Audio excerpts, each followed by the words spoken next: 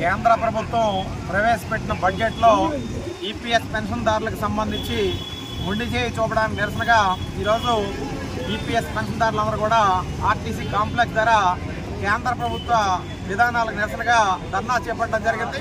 ఈ ధర్నాకి సిఐటి శ్రీకాకుళం జిల్లా కమిటీ తరఫున సంపూర్ణ మద్దతు తెలియజేస్తున్నాం. ఎందుకంటే ఈరోజు 2000 రూపాయలు 1500 అలాగే హైయెస్ట్ 2800కి మించి పెన్షన్దారులు ఎవరికి కూడాను పెన్షన్ రావట్లేదు.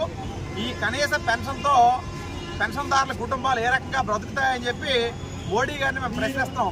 ఈరోజు మేము సామాన్య ప్రజలు ఉద్యోగుల కోసం మేము కట్టుబడి ఉన్నామని చెప్పి ప్రకటిస్తున్నటువంటి మోడీ గారు 2000 ఎన్నికల మేనిఫెస్టోలో కూడా ఈపీఎస్ పెన్షన్దారుల సమస్యలు పరిష్కారం చేస్తామని చెప్పి ఇచ్చిన హామీ అమలు చేయలేదు. అలాగే 2022 నవంబర్ 4వ తేదీన సుప్రీంకోర్టు స్పష్టంగా ఈపీఎస్ పెన్షన్దారులకి కనీసం 9000 వచ్చే రకంగా మీరు చర్యలు తీసుకోవాలని చెప్పి ఇచ్చిన తీర్పును కూడా నేటిగా అమలు చేయట్లేదు.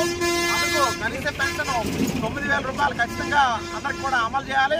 అలాగే కుటుంబంలో భార్యాభర్తలు ఇద్దరికి కూడా వైద్య సదుపాయం కల్పించాలి. అలాగే రైల్వే రాయితీ పాసులు కూడా ఇవ్వాలి. ఇటువంటి సమస్యల మీద ఇప్పటికైనా సరే పార్లమెంట్ సమావేశాలు జరుగుతున్న నేపథ్యంలో ఎంపీలు మంత్రులందరూ కూడాను ఈపీఎస్ కనీస పెన్షన్ మీద ప్రభుత్వాన్ని ప్రశ్నించి కనీస పెన్షన్ 9000 అమలయ్యేటట్టు ప్రభుత్వం చర్యలు తీసుకోవాలి.